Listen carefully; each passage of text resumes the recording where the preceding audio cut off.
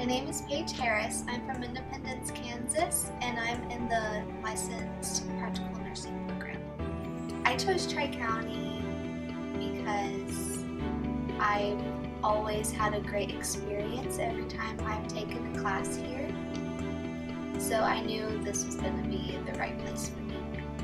I've wanted to be a nurse since I was a kid, and I finally got into a good place in my life where I could do a nursing program. So that's why I decided. My favorite part of the nursing program so far has been simulations. It really challenges me to do the best. My hobbies outside of the nursing program include hiking and reading. If I could go anywhere in the world, I would probably go to the Grand Canyon because I really like to hike.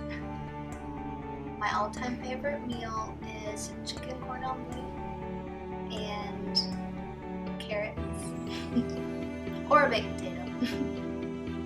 When telling someone about Tri-County, I would tell them how much everybody there genuinely cares about your success.